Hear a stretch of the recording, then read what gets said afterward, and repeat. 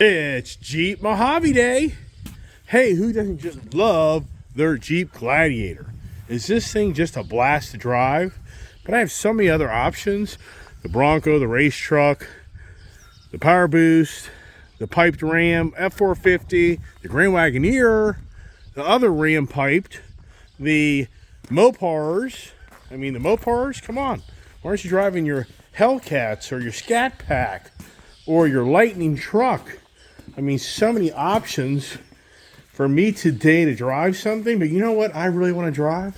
I just really want to drive my Jeep. You just got to love the Jeep brand. All right, the adventure begins. And for me, I have quite the selection of vehicles that I have at hand's reach to drive. And today, I've opted to drive the Jeep Mojave Gladiator. And it's just incredible. I just jump in. Hey, good morning there. It's Ice Age TV, and I just like to talk. Have you noticed? Yeah, I just jump in and out of so many different vehicles, and I have just the opportunity to really drive so many different cars at any given time's notice in my collection that I can really just kind of have such a radical different drive. And that's kind of what's always driven me to have so many different vehicles, is I get to experience just the different personalities and traits of each one. So if you stay in touch with my channel, you'll just see how many cars I've bought recently. And I've been away from the Jeep Gladiator product for a while, and it's cool up here in this Northern Virginia area. It's just that typical April, May weather that you think it's going to kind of finally break loose and give you some really nice weather, and it doesn't usually play out that way. You get teased. But anyways, the Jeep Gladiator. So I haven't driven this vehicle now for at least, I'd say, 2 weeks. I would say at least 2 weeks, maybe even 3. Even for me, I just can't keep track of all the days and times that different vehicles have been in. But I've really been living on that Ford F-150 Lightning truck because it's such a purposeful vehicle for me to be able to work out of for what I do every day in my life, because I live on the road. But at the same time, I've been driving that Jeep Grand Wagoneer the last 2 days, and now here I am in the Gladiator. Incredible on how this vehicle is such a smaller platform than like my Ford Bronco. So as I'm driving down the road right now, it really is a radical difference on this front hood and the width of this vehicle. Ford Bronco product, it's that front hood looks so much wider, and it just seems to have a wider footprint than the Jeep, which I never would really think that. I never would really just drive down the road just think to myself, wow, look at that Jeep Gladiator's footprint compared to the Ford Bronco.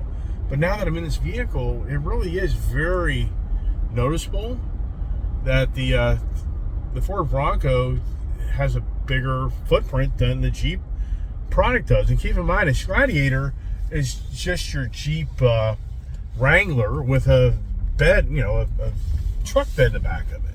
So it's not as if I'm driving a whole different platform vehicle. Definitely the rear suspension for the bed of this vehicle is different, but it's not like radically different in the footprint of this vehicle. So, oh my goodness, it's always about getting gas or charging the vehicle. And this vehicle here is pretty nice. It's got the 392 in it, and probably 392. See, I've really lost it now. It's got the V6 Pennstar motor in it. So you can get away with this 87 octane here, which isn't too bad in the price tag, $336. Let's get some gas and let's start talking again when I get some fuel. All right, the fuel is $336 a gallon. And what's pretty incredible is on how this vehicle is such a lower profile vehicle. It's just amazing that my knees are, the access to get in this vehicle is a huge difference from that Ford Bronco. But I know the Bronco Raptor, it's got the 37-inch tire package on it. Now even my Wild Track. But see here in the front here, you'd never guess that looking at this vehicle that this footprint would seem narrow. But here's what's kind of throws you off.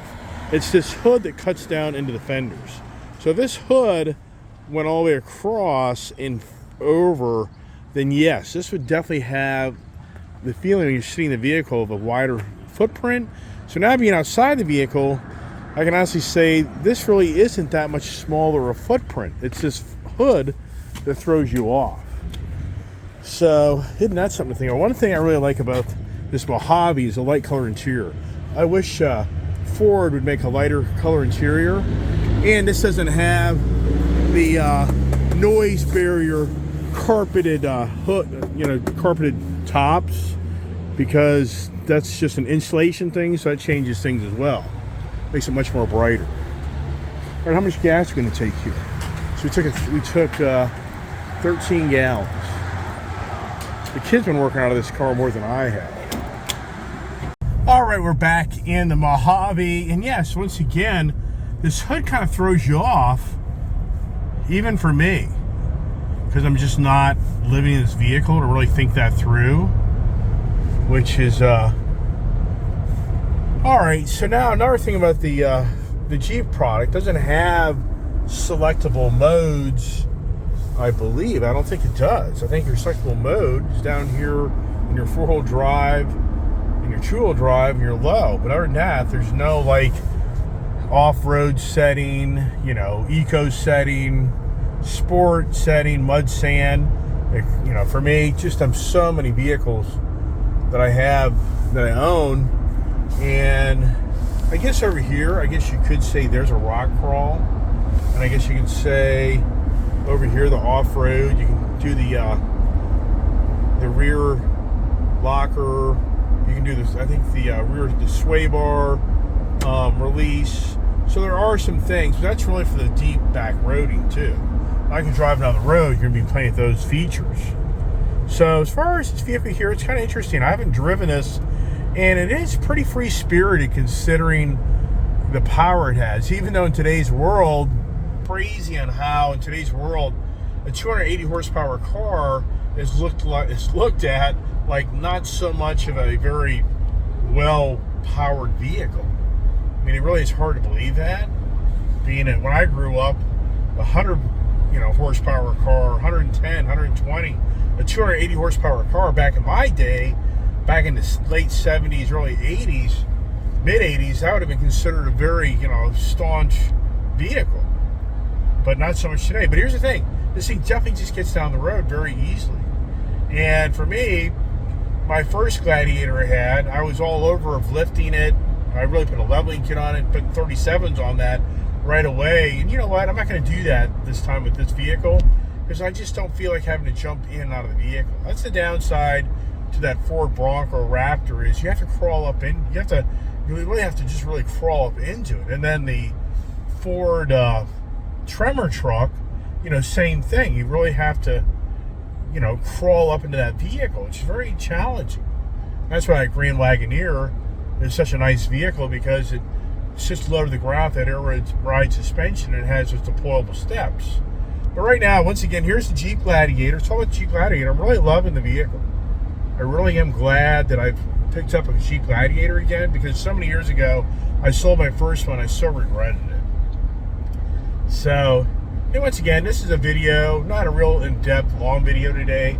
It's just for me. I jump in on so many vehicles in my driving time, and now being back in this Jeep Gladiator, I can honestly say that this is just a really fun vehicle, really great vehicle. Now, where I think that its minuses is when you're on the open road, it tends to really show that walking, and it's not radical, but it does tend to give you a little bit of walking as you get on the main highways. In the back roads, you don't really notice it because you're constantly going through corners and up a hill and over a hill, and it's just a whole different environment driving. So if you test drive a Jeep Gladiator, I don't think you're really going to get the true personality of the vehicle just driving it down back roads. You're really going to have to get on the open highway for an extended period of time to really get its attributes to show the good and the bad. And the bad, you're going to find out, is that the vehicle definitely does tend to walk around a little bit. But it's not like, it's just part of the Jeep brand. So if you're a Jeep person you get it. If you're not a Jeep person, then you don't get it till you drive it. All right, cool. Get up the road. What kind of miles per gallon we're getting out of this? Daughter's been driving a lot, so I don't know. For some reason, she seems to, well, here you go, 17.7. But it's kind of hard to believe that I've got a full-size Jeep Grand Wagoneer that's a bigger vehicle, a much more powerful vehicle, and it's getting the same miles per gallon within reason as that Jeep Grand Wagoneer. That's hard to believe. I mean, that's really hard to believe, but that's where we are with the technology today. And the twin turbos. Those turbos, I think, help that engine not struggle as much, requiring all that fuel, I guess, to a degree. All right, we're heading into, once again, just kind of sharing my love of the Jeep brand and kind of not get too into a lengthy video, even though, are you in shock? In shock from my Monday morning video? And I didn't get into a lot of the state of the times where, in so many ways, who isn't shocked for where we are with all the things that we're witnessing going on around us. I mean, I just didn't really want to get too heavy into that, but I mean, but at the same time, who isn't shocked at the price of housing the last few years, the price of food, the price of fuel? I mean, everybody, I think, more than ever is in shock on just how expensive things have become. But at the same time, for me, I mean, it always shocks me to hear the type of incomes that this younger generation of kids have. I mean, it's pretty incredible how many 20-year-old individuals, mid-20s, late 20s, these people are pulling six-figure incomes. Hey, there's the jingle from, I guess, the Jeep brand is alerting me to that. What is that all about? It's the jingle about the railroad tracks up away. And here, train station that used to be packed to the brim, but is no longer because nobody drives into work like they used to. Here we are in the Jeep products. Pretty respectfully quiet. It's interesting how last time I had a Gladiator, I was so into doing so many things to it, and this time around I'm just not so much. I put a nice exhaust on the last one, but it wasn't much of anything. Nice. You can watch my videos of my red Jeep Gladiator that I bought back in 2020 and or 2019. I can't keep track. All right, back to driving. How about that idea? One thing about the Jeep Gladiator and the Jeep products, the water bottle holders, kind of like the Bronco. I never even looked into the side pockets here of doing something like I did in my Bronco. I don't even know if they make a side pocket thing that would even work. It's a little different design, but then where you put your cell phones, there's just so many. It just doesn't have a lot of the nice accessories for you to put your cell phone somewhere and more water bottles. I mean, that's the negative on it.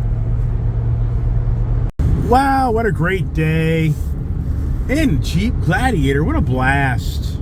This Jeep Gladiator is so much fun. Look at this here. I'm getting over 18 miles a gallon. That's pretty good.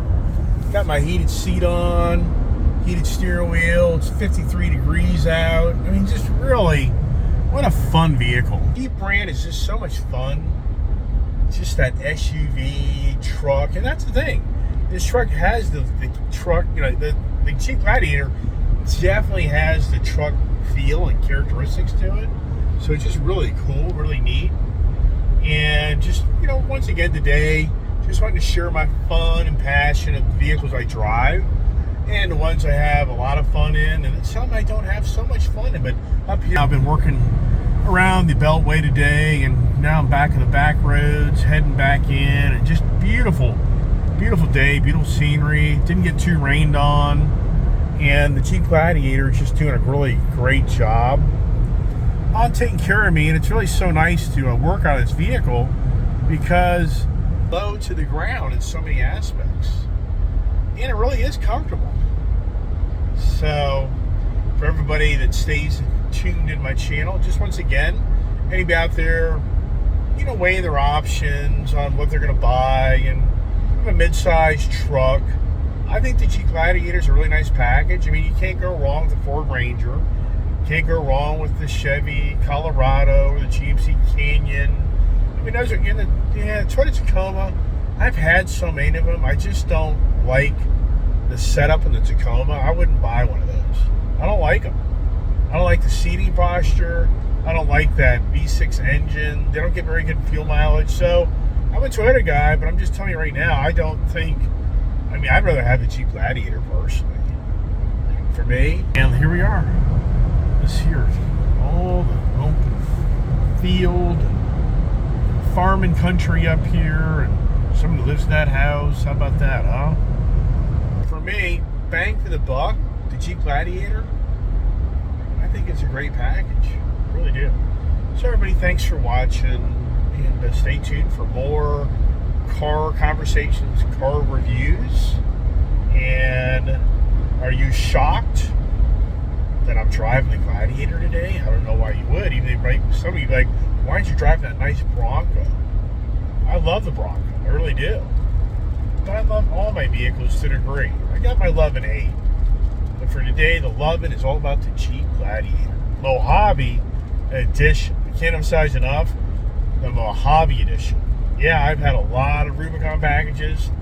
I'm going to tell you right now, you buy the Mojave package if you're doing a lot of over-the-road driving and not that backwood trail driving. All right, thanks for watching. God bless. Stay safe.